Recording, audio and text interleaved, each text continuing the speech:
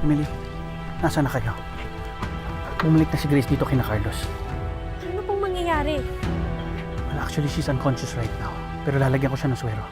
Para i-detoxify? Ninong, kapag nawala yung effect ng tinurok nyo, baka maalala niya yung ginawa niyo sa kanya.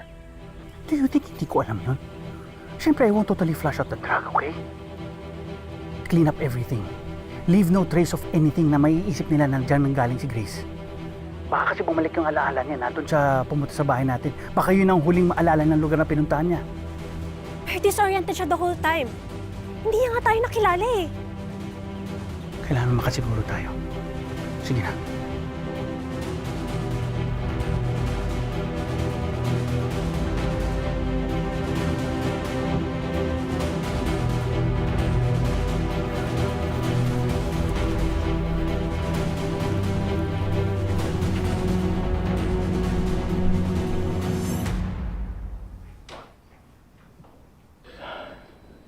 Carlos,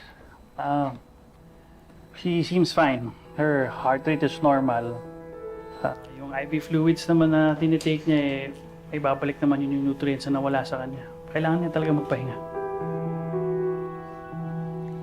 Daddy, ibig sabihin po ba nun, nagkatotoo po yung mga panaginip ko?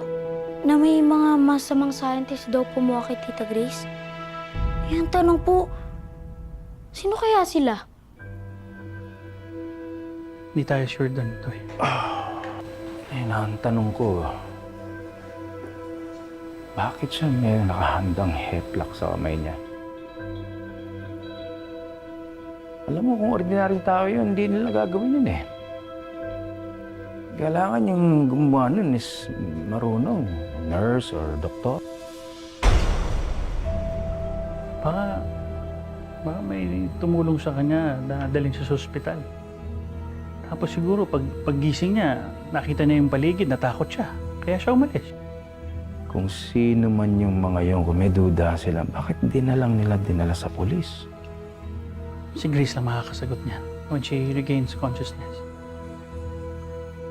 Carlos, is it okay if I can stay para ma-check ko yung stats ni Grace?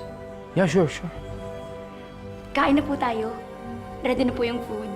Made with love and pure intentions. Seth, kaya tayo talagang hinandaan ni Marites yan para sa'yo. Okay. Okay.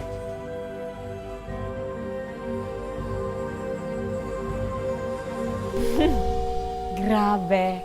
Ang sarap ng biko. Ayos ba? Si nanay nagluto yun. Talaga? Thanks for sharing, ah. Nabusog talaga ako. Busog sa biko. Busog rin sa kwentuhan. Paano ba naman kasi tayo makaka-move on sa ganong out-of-this-world experience?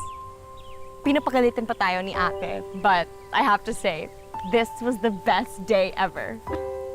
Tama ka dyan. Na-confirm na natin na may alien dito sa paligid natin. Oo nga. Nasaan na kaya siya? Siguro nandito na ngayon sa Batangas. Or, nag-assimilate na talaga. He or she is probably one of us now.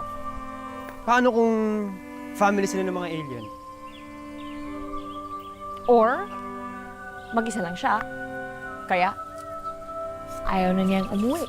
Bakit naman? Hindi naman tayong pinakamagandang planeta dito sa buong universe. May global warming nga tayo dito eh. What if, na-in love sila sa isang tao? Kaya, ayaw na niyang umuwi. May konsepto ba ng love ang mga alien? Well, I'm sure magagrasp nila yung concept na yun once they mingle amongst other humans. Siguro nga, love is a universal feeling. Ang ganda nun. Baka hindi nila maintindihan yung concept na yon. Pero ang importante, once maramdaman nila, it's the best feeling ever.